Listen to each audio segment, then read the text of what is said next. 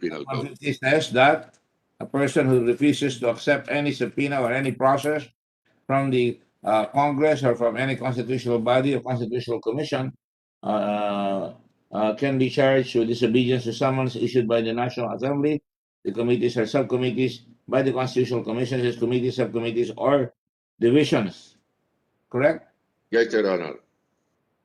So kindly remind my good friend, he's a good friend of mine, Secretary of Justice, to try and help the committee because there is no order by the President to that effect.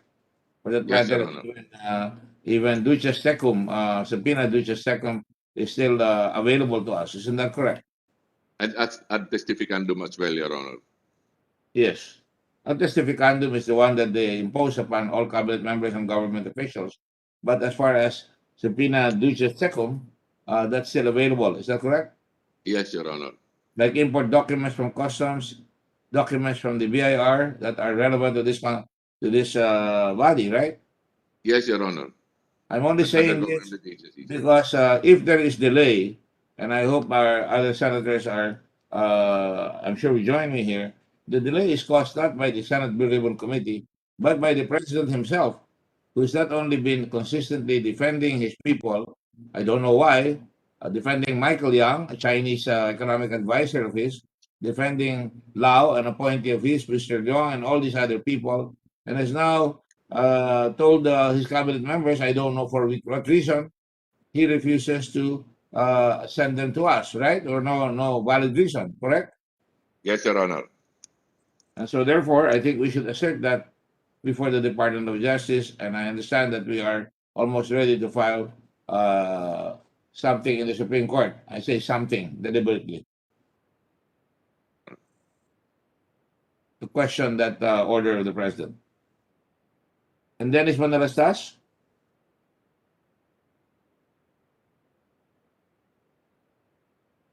Mr. Kimbo? Your Honor. Dennis The Manalastas? subpoena on Mr. Manalastas was not served because the address he provided, there is no one there to receive. And the guard said that all employees of that office, Fullwin, are on work at home status. So we can go to at home, right? Yes, Your Honor. We seek the assistance of the NBI as well to determine their residential addresses, Your Honor. And is the NBI cooperating? The NBI sends us replies to our letters, but some persons have, some names have either 10 or 12 persons to such a name, and we have difficulty determining which among them is the correct person. Difficulty is a word made by many Filipinos when they cannot, when they don't exert enough effort. I remember the Royal Canadian Mounted Police in Canada had a large tract of territory and very few people, but they always get their man. I remember the Philippine Constabulary always claimed that they got their man, always outnumbered but never outfought.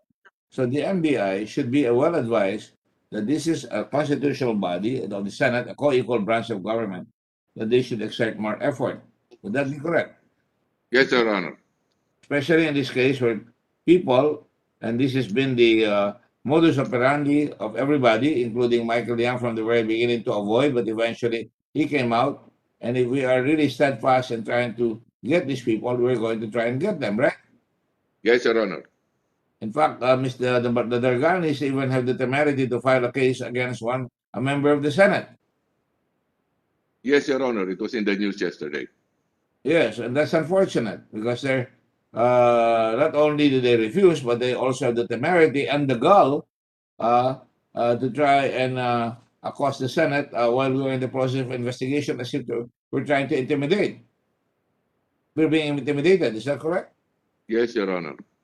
So I just want to emphasize this before the body so that the committee will make sure that we get them. And if we're having a hard time, it is because the president has given signals that he doesn't want these people to attend the committee for obvious reasons, because his name has been dragged into it because of all the appointments that he has made that were involved here.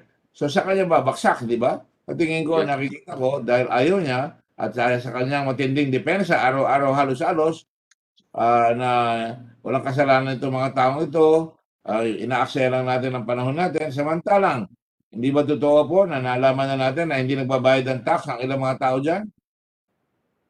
Yes, Your Honor. Pinapaalam ko lang po sa mga mamamayan na hindi po aksayado ang panahon nyo. Magbabayad po ng buwis. Nagbayad na nga ng buwis yung Tiger Field, di ba? Your Honor. At araw-araw may nakukuha tayo ito yung mag-meeting, di ba? Nakita na, sinabi na ni Senator Drilon, lahat yung mga kakulangan na hindi binabayad at saka ni ng ating expert na si Mr. Abrea, na kulang ang binabayad. Tama po ba yan? Yes, Your Honor. So pinapaalalaban ko lang sa mga mamamayan natin na talagang kung may delay, ang may kasalanan ay ang Pangulo ng Pilipinas, hindi po tayo. At kagabi po, tumira na naman at sinabi kami raw po ni Senator Drilon, hindi kami nagpresidente, hindi kagaya niya, naging presidente siya dahil wala raw siyang korupsyon. Hindi ko na po sasagutin yun sapagkat yun ay patutsada lang po ng Pangulo yun at hindi dapat ginasabi ng Pangulo yun. Ang isasagot ko lang po para sa alam na madla ay napakasimple lang po. Ito po ang sinabi ng presidente doon sa Chinese Chamber of Commerce Federation speaking at the Philippine-Chinese Charitable Association at Manila Hotel, June 28, 2017. And I urge our fellow senators to listen and the public. I hate corruption. Sabi niya ganun. And I quote, I hate corruption. Hindi ako nagmamalinis. Period. Tapos, marami rin akong ninakaw, pero naubos na. Inamin niyo po yan. Admission against self-interest. Marami rin akong ninakaw, pero naubos na. Period. Corruption is really out during my term. Yun po. Yun lang ang sagot ko, Mr. President. Kaya na umamin na kayo ay nagnakaw sa gobyerno. Hindi po kami nagsabi niyan. Kayo ang nagsabi. Wala po ko sinasabi nagnakaw kayo. Basta lumalabas lang ang inyong timon ay nandito sa mga tao ninyo. Kayo lahat ang nag-appoint. Wala pa ko kami kinu-conclude. Sabi lang namin, kailangan magpaliwanag kayo. Kaya siguro kayo ayaw magpaliwanag at ang pinapaliwanag nyo ay paninirang puri at pang-atake at pananakot. Yan lang mo gusto ko sabihin. With the permission of the body, I'd like to make some preliminary statements if I may. I just wanted to point out that the investigation will proceed and it can proceed faster and we can get more. In fact, na-encourage po ako dahil lahat halos ng mga matatino na mga tao katulad ng mga konfederasyon ng mga Filipino suppliers ay nandito last week at sinabi nila na pabayaan ng mga Pilipino ng mga suppliers. Yun, isang napakatinding finding yan. Samantalang nasa bayanihan niya na dapat unahin yung mga Pilipino. At nakita na natin kung paano binalasubas ang EMS na hawak ng mga Ferrer na nag-retool at nag-repurpose ng kanilang kumpanya para makapagpatuloy na makasupply ang bayang Pilipinas sa atin. Ang lumalabas po rito, katulad ng sinabi ngayon ni Maria Ceres de Hoyo, left out ng Inquirer, Philippine PPE makers left out China and China favored. Talagang pinapaboran po ang China. In fact, we can take public notice na ngayon, yung kaibigan po ng presidente ng China na hindi niya raw kayang paalisin, ay nakaparada na naman doon sa West Philippine Sea. At hindi niya kayang paalisin. Samantalang may pangako na mag-jet ski siya bago mag-eleksyon at tatanggalin niya lahat yung mga barko na yan. Ayan ho ang pangako dati. Kaya hindi ko tinitira ang Pangulo. Ayoko tirahin ng Pangulo. Nirerespeto po natin yan. Pero sinasabi ko lang ang totoo na dapat talaga ang Pangulo ay must be above the pale at beyond the pale. Ang sinasabi niya. Kaya ako po sasabihin ko lang ito sinasabi, may kasabihan po tayo na a lie told 1,000 times becomes the truth. Ang eksperto po dyan ay si Goebbels, Joseph Goebbels, na hawak ni Adolf Hitler. At ganoon rin po si Adolf Hitler, ang galing nilang magpaliwanag at ang galing nilang manisi. Sinalakay ang mga Hudyo, kinuha ang property, pinalabas na sila ay nag-aaksaya at samantala ang Germany. Kaya yan ay dumadating po sa pumapasok sa ulo ang ganyang kapangyarihan ng kanyang paninira sapagkat nakakalimutan ng mga namumuno na sila ay para sa kapakanan ng taong bayan. Para proteksyonan ang taong bayan. Pero pag pumasok na po ang uod ng korupsyon, ang uod ng lakas ng loob na pwedeng mang-alipusta ang Pangulo, ang pinakamataas na tao, ito po ang lumalabas. They think that occupancy of a high office is a license to spew untruths or obstruct the legal proceedings of a co-equal branch of a Republican government. Napakasakit po niyan. Nakakalungkot. Alam na po natin lahat ang mga nangyayari. Halos 20 million ang namatay sa Europe noong World War II, kasama na ang 6 million na Hudyo na namatay. Pero mukhang hindi pa rin natututo ang mga tao. At gusto ko lang po sabihin yan para in context sa sinasabi natin dito. Ang sinasabi nung mga isang kasama natin sa Senado na may katagalan na raw yung hearing, nagmamadali siya. 2 beses lang po umattend yung ating kasama at kaibigan ko pa ng hearing. Pero kung nag-attend siya, marami siyang matututuhan dito at malalaman. At yan ay pandagdag sa kanyang kakayahan at experience. At kaibigan ko po yan, mabait naman tao yan. Pero ito po sabihin ko sa kanya, kung walang harap dito sa mga opisyalis ng ehekutibo, ay mahihirapan kaming makalakap ng tamang datos. Tatagal. At kahit may kahirapan at katagalan, talaga kung walang kooperasyon ang mga kinaukulan, ay talagang talo ang tao. Sino ba ang tao? Talo ang tao. May karapatan ang tao na malaman kung ano ang katiwalian. Lalo na pinangako na isang amoy lang o isang whiff of corruption ay talagang papatulan na at paparusahan. Ano po ba nakita na natin sa mga nakalagan na nakaraan? Umamin po ang Farmali na not just once but twice na ang pakay po nila noon ay magansyo o iswindle ang gobyerno sa panahon ng pandemya. Universally accepted na yan. Farmali will remain in the vocabulary of the Filipino people. Naparmali na naman ang gobyerno. At pati nga yung tinatawag na malumpaya, di pa namin sinisilip yan, ay sinasabing mas malaki pa sa Parmali. In other words, ang standard ng korupsyon ay Parmali. Nagbayad po ng 1.7 million ng karagdagang buwis ang Tiger Film Marketing Corporation. May nagawa naman po mabuti ang gobyerno. Nagbayad po sila. Dahil nung mahuli sila, dali-dali nagbayad. Ito po ay milyong salapi na dagdag sa mga programa ng gobyerno upang masugpo na po ang COVID-19. Not so fast. Meron po kaming finding na iba dyan.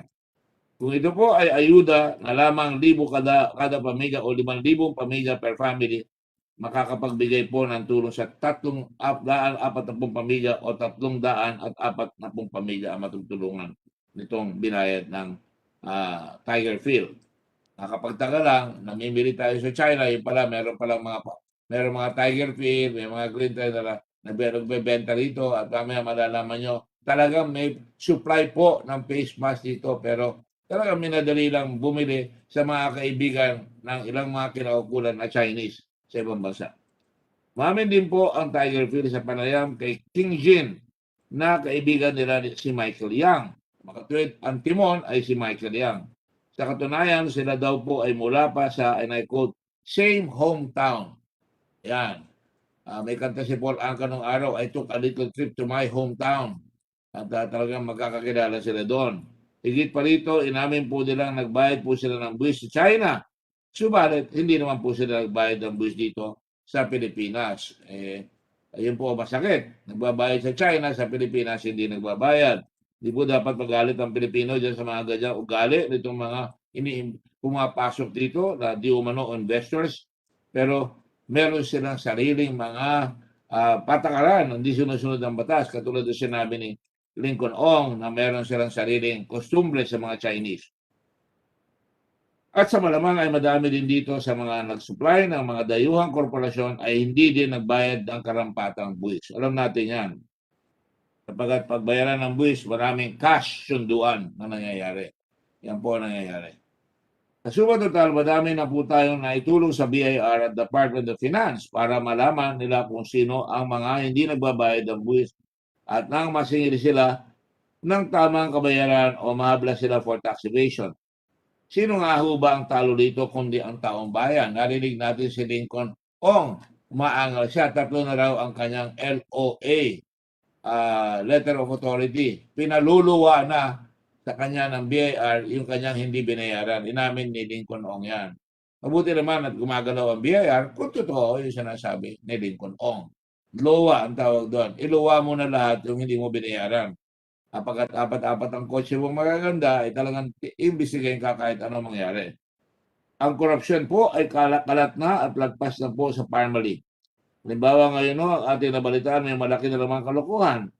Muntik na po hindi na napansin ng taong bayan, katulad ng sinabi ko yung Malampaya Project, 138 billion daw po ang maaring nanakaw doon at ang sagot po ay walang iba kundi ang mga kaalyado at kaibigan na naman ng ehekutibo. Hindi ko po mapigil ang mga kababayan natin na pinapaimbestiga sa akin yan. Pero one at a time po, darating po tayo dyan. Kung kailangan imbestigayin, iimbestigayin po natin yan. Yan po ang katotohanan. Kaliwat kanan ang tumatawag sa akin na mga tao may kinalaman na marunong dyan sa pagkalap ng langis na kailangan natin at yan ay hinihiling nila. Meron pa po mga construction company ibinubunyag sa atin. Yan ang kagandahan ng broom. Pagka nakakapagpakulong ang broom at lumalabas, ang mga nahuhuli, marami tatawag ng mga Pilipino. Ang totoo niyan po, dapat lakasan ang loob ng mga kababayan natin Pilipino para ituro yung mga katiwalian at naglalabasan na po ngayon. Lalo na at patapos na ang term ng Pangulo. Kaya ngayon, kung ano na inaanunsyo, tatakbong Vice Presidente o batas at ngayon tatakbo naman ang Senador ayon sa kanyang kaibigan na si Bongo. Ayan naman po ang gagawin nila. Senador naman ang patakbuhin. Bakit kaya? Ang sabi sa akin, pag natanggal ka senador, wala ka ng pansalag sa mga akusasyon kayo ni Senator Dillon. Hindi po totoo yan. Lahat ng tao may pansalag. Equality before the law ang wala po. Not everybody is equal, but the law makes everybody equal. Yan po ang panlaban ng bawat bayan. The fraud, waste, and abuse reported by COA, this certainly goes beyond Pharmaceuticals Corporation. At nakita na po natin yan. Mamaya sasabihin ko, hindi po ba lumabas na yung Susu Corporation ay hindi nagbabayad ng buwis. So nakatulong na naman po ang Blue Ribbon yan. At marami pa po, yung Waha, ano yun, yung Wenwa, marami pa, yung Kinshen, marami pa po. Di pa to, mahaba pa po ito eh. Ang lalaki kasi ng kontrata, 2 billion, 1.9 billion, at napakakitang-kita kung paano sila lumusot. Sinabi ng DOH, ang threshold 2,000, lahat ay bumibili below 2,000. Swak na sila. Element trade, yung nasabi dyan. So, pasensya nyo lang po, mga kababayan. Konting pasensya. At lahat pupunta sa tao, itong investigasyon na ito. Lahat magbabayad ng buwis ultimately. Yan po. Paano, may panalo na kayo dyan.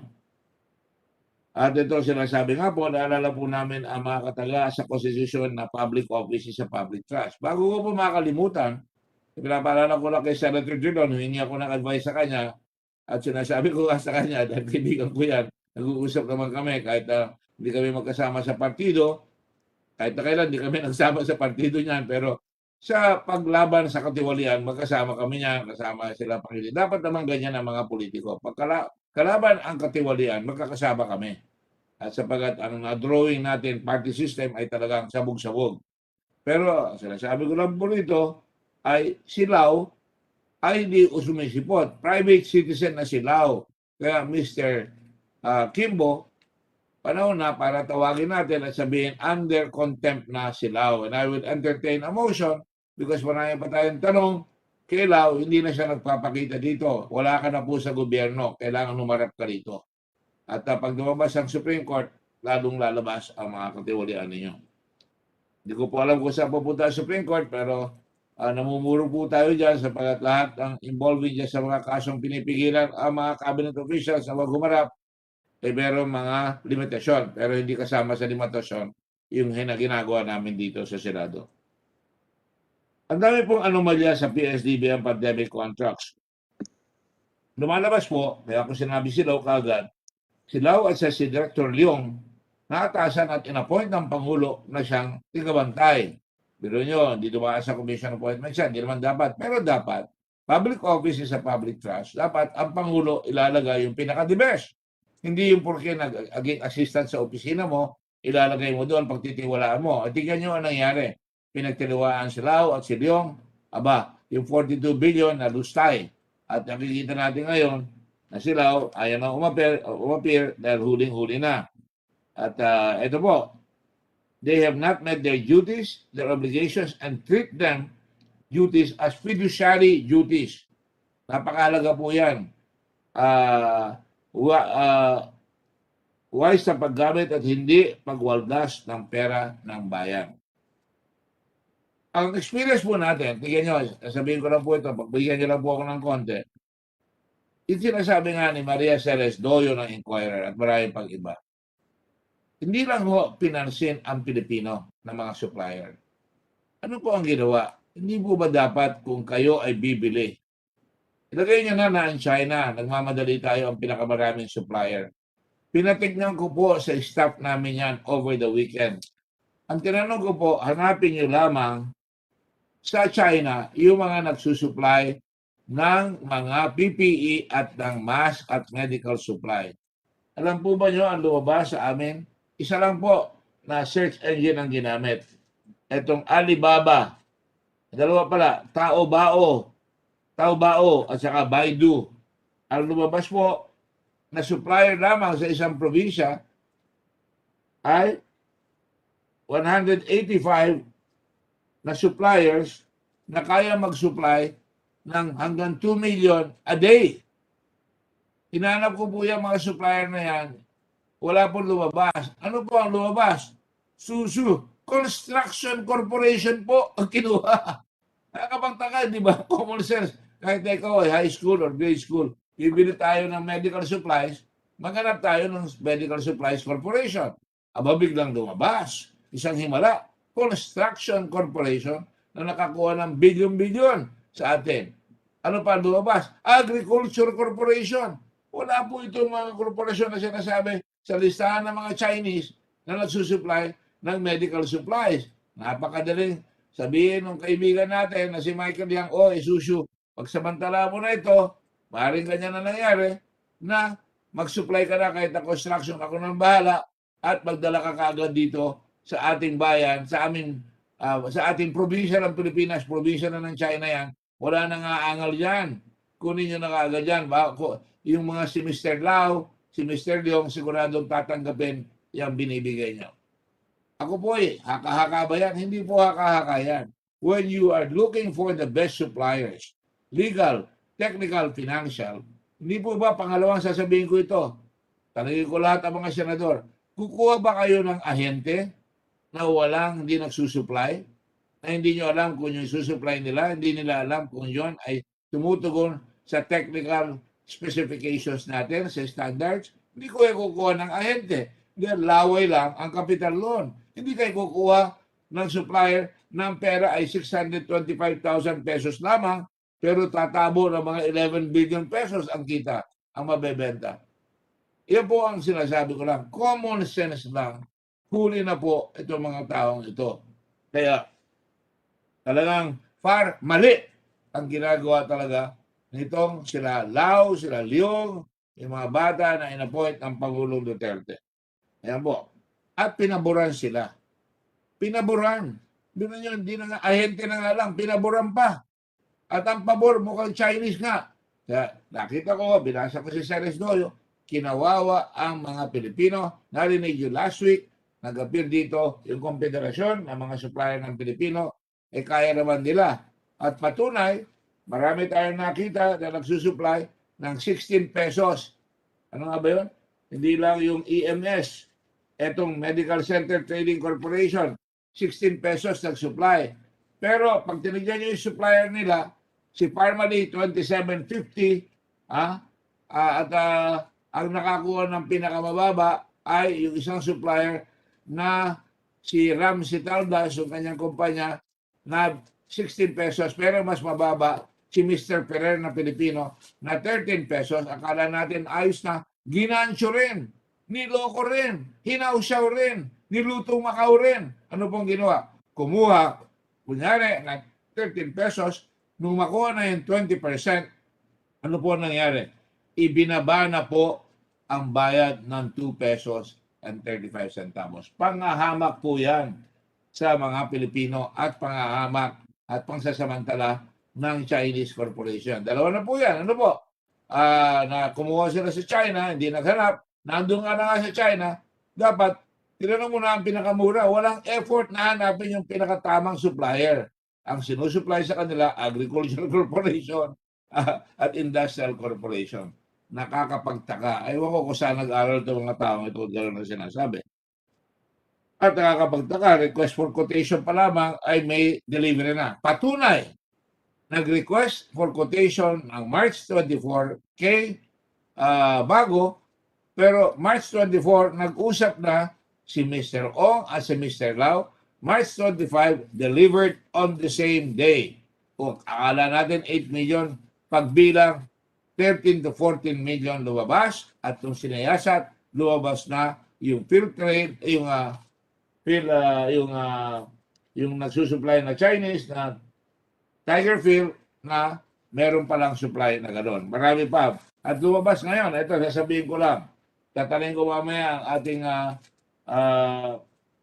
si si Mr. Abrea, meron supply na Acme, 273 million, bago po ito. Ano po? Ang sabi niya, tanungin natin mga senador mamaya siya, initial findings on the submission of BIR, initial pa lang ito sa kanyang pag-aaral, sa kanyang pagsusuri, formally paid 21 million income tax in previous quarters and claimed may utang pa tayo, 75 million tax credit. Ay, nako, sobra naman na ito. Kinanana tayo, kinana pa tayo, may utang pa Pilipinas. Sus, Mariosep. Per summary release of purchases, only 3.2 billion, only lang pala yung 3.2 billion, is supported out of the 7.2 billion purchases. 3.2 billion lang ang supported po sa 7.2 billion, including a 6.85 million peso Porsche. Wow, hindi po si Porsche ng Merchant of Venetian. Porsche ang mahaling kotse. Kasama po doon sa report nila. Wala pong nakalagay. Itong bago, Senator Dilon, Senator Pangilinan, Senator Lacson, Senator Antiveros. Wala pong nakalagay na Tiger Field in the list of suppliers. Only Acme, 273 million ang lumabas na supplier. And Everme, talagang Everme, palaging ako, sabi ng Chinese supplier, Everme, palaging ako, 2.99 billion ang sinupply ng Everme. Natin malaman kung local yan o galing sa abroad, pero kung local yan, lalong patay-patay na naman dahil ang sinasabi, nagmamadali sila, kaya lumabas. Ang pangatlong gusto ko rin sabihin po, hindi naman po dapat bulto-bulto binili nyo lahat yan eh. Inaral po namin yan. Mamaya papakita natin yan. Hindi kayo bibili ng lahat. Bibili nyo lahat, yung bahay, yung barn, yung kalabaw, baka, dahil nagmamadali kayo. Mapapatunayan natin, katulad ng EMS, nabili sila ng 13 pesos, by the time matapos 2 pesos na lang. At makikita nyo, between that month, March, April, May, by the time umabot na ng mga September, November, napakababa na ng presyo. Ibig sabihin, mayroong supply dito at nabili na lahat, and after about less than a year, sumibat na si Mr. Lau. Mr. Lau, kailangan kami dito dahil sumibat ka pagkatapos mo magawa yung nefarious activities mo. Nag-apply ka na sa ombudsman. Kaya makikita nyo, buong buo at naikot na natin yan. Ito ba po? Assuming without considering that Bayanihan 1 was operative on such date of 25 March 21, GPB circular restricting NFEC only to infrastructure projects was issued only on April 2021. Hindi ko po tinatanggap yan sapagkat yung legal, technical, and financial na kailangan sa NFCC ay palagi yan. Ang tanong ko nga kay Mr. Lau, ang ibig bang sabihin, wala na yan, makakabili ka kahit na wala ka ng due diligence, makakabili ka? Ayun po, at tinanggap niya, hindi siya nag-due diligence ilang beses. Hindi ko na po kahabaan niya at medyo mahaba itong kone. Since current assets as of March 2020 was only 600,000 at most, then Armalist NFCC could only have been 600,000 times 15 or a total of 9 million lang. 9 million, hindi po billion. Yan po. Lalampasan ko na medyo mahaba at masalimutan. Dagdag na lang po yung mga dokumentong pinalalabas po may mga market survey at masusing deliberations. Subalit nakikita po natin sila ay nag-recycle lamang mula sa ibang bid para sa magkaroon ng color of authority. Nire-recycle nila yung ibang bid para sabihin nakapasa sila. Kaya kulang na kulang po talaga palabas. Finally, ito po, wala po sa po tayo. At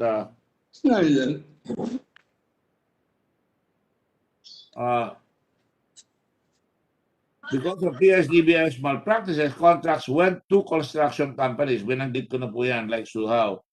They were just agents. Ang general, I think we can all agree, ang agent hindi papasa sapagkat wala siyang technical at financial capability. Laway nga lang ho ang sinasabi dyan. Kaya isa sa mga maaari namang maging panukalang batas ay i-require na ang pagbibili ng pamahalaan sa mga gamit, hindi lang para sa emergencies.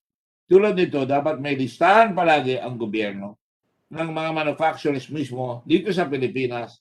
At kung wala dito, gumawa tayo ng sarili nating kakayahan. Damit lang ho yan nagagawa na yung tinatawag na balabal na PPE o kaya yung mask, dapat nagawa yan. Kakulangan yan ng DOH. There were local suppliers, after all, specializing in masks and PPEs. And at the last hearing, we were informed of their sufficient capacity to supply. Why did ps-dbm not take advantage of this? Etong si Michael Yang, erstwhile twice appointed economic advisor to the president and granted access to the corridors of power, who after initially denying his role, turns out that he introduced Farmali to suppliers in China. Yan ho, ay talagang malinaw na sa amin yan.